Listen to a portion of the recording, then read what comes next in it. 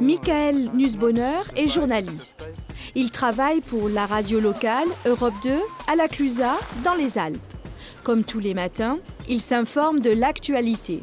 Aujourd'hui, dans le Dauphiné, le journal régional, une avalanche causant la mort de 3 militaires. À votre avis, pourquoi il y a des avalanches? À mon avis, je pense que les avalanches viennent du fait que les skieurs font des imprudences. Ça, c'est une partie de la question, de la réponse. Mais aussi, une deuxième partie, c'est la montagne. La météo Europe 2.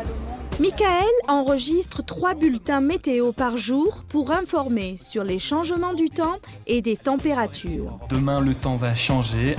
Il neigera un petit peu demain matin. L'après-midi, quant à elle, sera bien ensoleillée.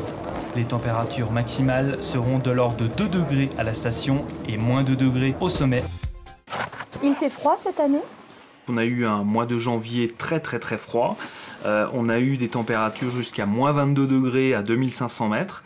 Et on a eu quelques semaines sur le mois de janvier où les températures oscillaient entre moins 10 et moins 15 degrés dans la station. À votre avis, est-ce que le climat change? Le climat change, c'est sûr qu'il change, puisqu'on le voit avec tous les événements qui se passent, et notamment avec toutes les tornades qu'il y a eu du côté de la Floride et du côté des Caraïbes.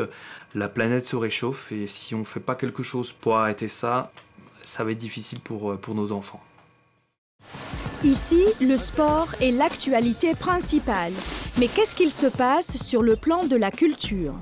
Si on veut plus de concerts, plus d'événements, on va dire, d'expositions, ce genre de choses, on va dans les pages locales. Et là, on retrouve tout ce qui concerne la ville d'Annecy. Et là, on voit dans cette une un groupe qui se nomme les Cactus de Ville, qui sera en concert à Annecy. Et c'est un groupe de rock régional. À votre avis, c'est un bon groupe?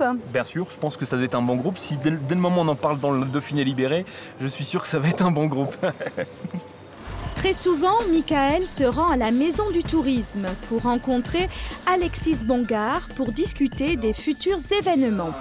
Qu'est-ce que tu as à m'annoncer au niveau des événements qui vont se passer dans les prochains temps? C'est nos traditionnels rétro-ski.